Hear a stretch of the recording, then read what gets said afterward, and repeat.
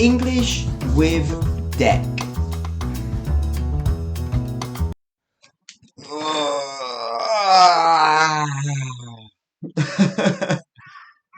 Like a cat, and you just do that big stretch, and you just stretch right out.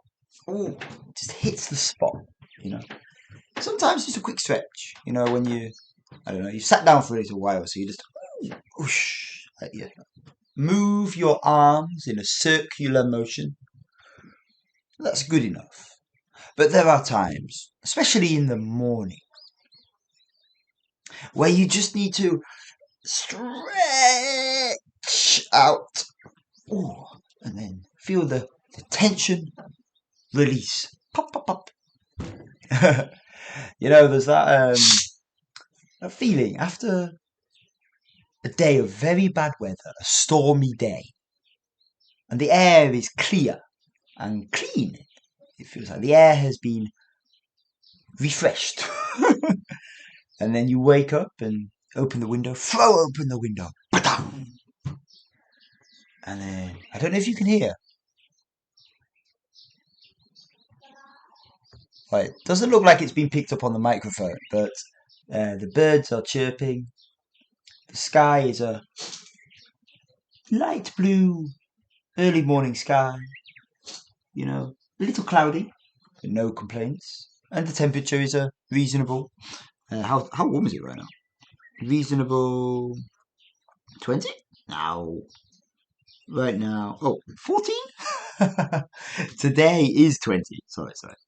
It is right now, it is 14. So, yeah, no complaints there. And like I say, after a day of bad weather yesterday, the air feels fresh.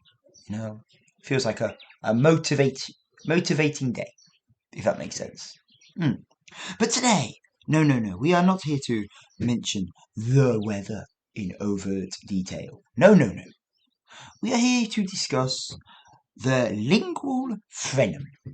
Now, I will just say in advance of today's thing, if you are not sure what that is, please search it and use the captions.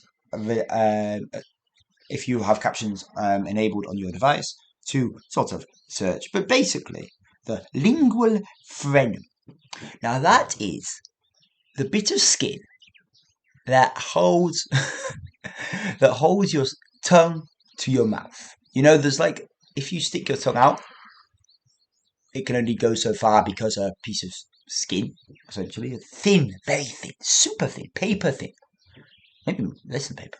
Anyway, paper thin little strip of skin is sort of attaching the tongue to the roof, the lower part of your mouth, the lower jaw. Without that, you would, swallow your tongue, essentially. Anyway, now why are we talking about that today? Is this a pronunciation episode? Oh, no. Is this a medical episode? Oh, no. Is this a episode of biology? Oh, no.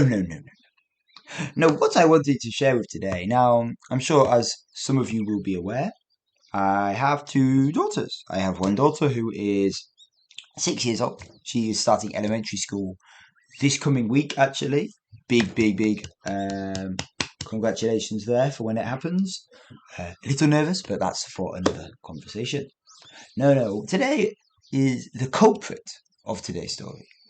Is my younger daughter, the 1-year-old. What did she have to do with this, I wonder? The plot thickens. Dun dun dun. Now, as I'm sure many of you know, babies, when they're sleepy or when they're bored, they like to feel things. They like to put their hands into places. So maybe they sort of stroke your face. Maybe they claw your face more often than not. Especially when they're sleepy. It's comfort, they like to feel. If you've got longer hair, maybe they pull the hair. Maybe your nose, eyes, ears, whatever. My youngest daughter, about a week or so ago now, she always, pulls up my nose or cheek, whatever, or with her nails she sort of scratches a bit. Just as kids do, babies do. Normal. And then, about a week or so ago, she put her hand in my mouth. A bit annoying, I don't want to say annoying, a bit uncomfortable. But she was happy, and I think she had just been crying, so I was like, oh, whatever. I'll deal with this, I'll take this, if it puts her to sleep in the next minute or so. And I vaguely remember it did. However, what she did, she raked with her nails. She raked her hand backwards whilst in my mouth. Now, when I say rake, if you have a lot of leaves in your garden, leaves fall from the tree, right? Leaves fall from the trees. They pop, pop, pop, and you have a pile of leaves. Leaves need to be picked up.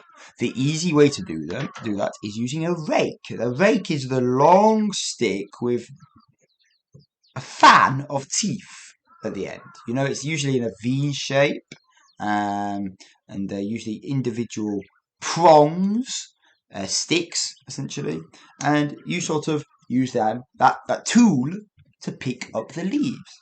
Now, rake is the thing, or it can be the doing word, the verb as well. To rake, to rake. It is a rake. It's a rake.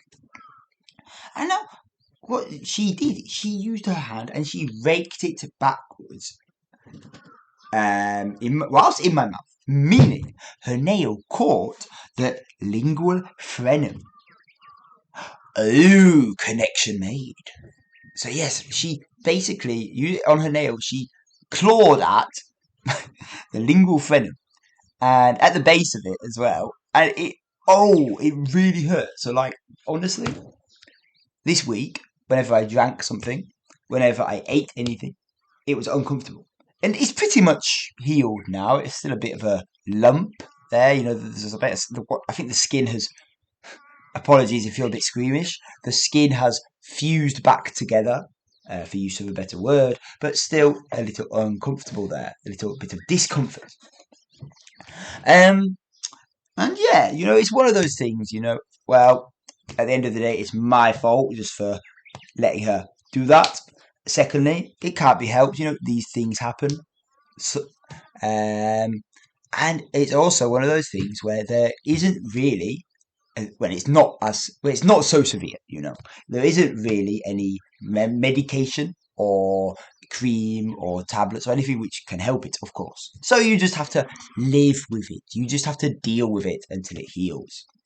But yeah, that is all for today's little story. So I hope you are having a great afternoon and a great evening, doing whatever you're doing, wherever you are. And bye for now. See you in the next one.